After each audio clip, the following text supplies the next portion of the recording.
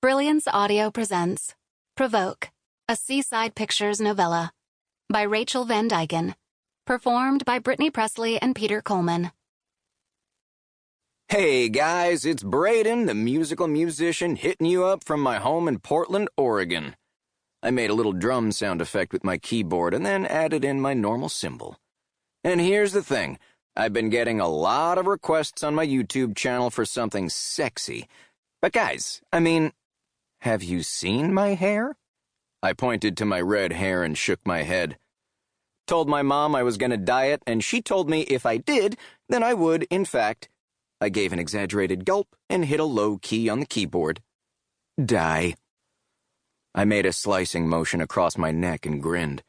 Hey, at least I have a nice, strong smile. Thank you, Dr. Payne, his nickname, for letting me wear braces for 4 years and then saying that one day I'll be at the Grammys dedicating an award to him. I busted up laughing. All right. I cleared my throat. This is as sexy as it gets, ladies. And for all the dudes who have to suffer through this ballad with me, I'm not even sorry, because you know you're gonna get laid. Braden! Mom yelled for me. I made a face at my computer. I'm going to be dead if she heard me. Also, hi, Mom. I assume you're watching my live feed. Hey, we're out of Pringles, so... She stormed into my room, swatted me on the head with an empty can of Pringles, then barreled back out. Love you, Ma, I called over my shoulder. Love you too, she yelled. I put my hand on my heart. All right, let's do this. I had been singing the shit out of my newest song. Within a day of its first airing, it had garnered over 2 million views. Actually small by comparison to my biggest hit, which had over 40 million. My channel was doing so well that my mom was able to stay home with my little sisters, which just made me feel like the man of the house. I was somehow contributing since my loser dad stopped sending child support eons ago. I closed up for the night and headed downstairs just as the doorbell rang. Braden, can you get that? Mom said from the kitchen.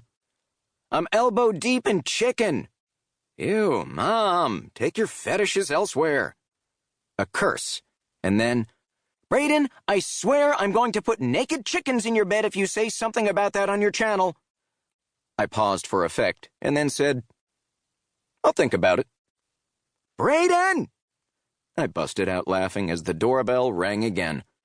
Hold your ass, man. I jerked open the door and nearly died when Drew Amherst, Adrenaline's frontman and all-around A-list rock star, stood there, sunglasses low on his nose, and both hands on his ass, smirking, like this, bro? Or am I doing it wrong? I grinned. Did we just become best friends? I'd shake your hand, but you told me to hold my ass. Brothers don't shake hands. It totally slipped from my mouth. Before I knew what was happening, Drew charged me, pulled me in for a tight hug, kissed both my cheeks like we were Italian or something, and then set me down. Brothers hug. A side-splitting laugh erupted before I could stop.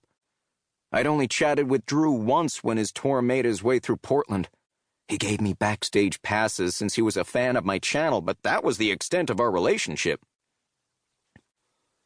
So, any reason my fairy godmother decided to just randomly stop at my apartment?